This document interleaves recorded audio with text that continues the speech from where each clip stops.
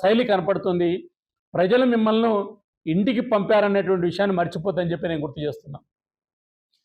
ఖచ్చితంగా వైఎస్ఆర్ కాంగ్రెస్ పార్టీ వీర్రాజు గారి మీద చేసినటువంటి ఏదైతే దాడి కానీ, ఉపయోగించిన భాష కానీ, దౌర్జన్యం కానీ తక్షణం క్షమాపణ చెప్పకపోతే ఆంధ్రప్రదేశ్లో భారతీయ జనతా పార్టీ సరైన సమయంలో వైఎస్ఆర్ కాంగ్రెస్ పార్టీ శాసన మండలకు ప్రజావేదికగా బుద్ధి చెప్పాల్సి ఉంటుందని చెప్పి గుర్తు చేస్తున్నా.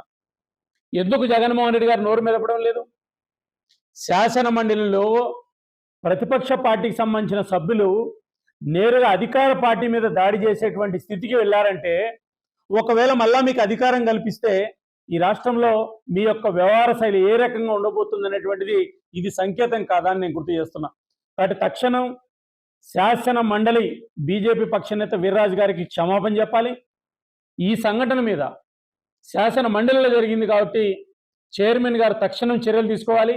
ఎవరైతే వీర్రాజు గారి మీద దాడికి ప్రయత్నం చేశారో వాళ్ళ మీద శాసన మండలి చైర్మన్ తక్షణం చర్యలు తీసుకోవాలని చెప్పి బీజేపీ డిమాండ్ చేస్తుంది.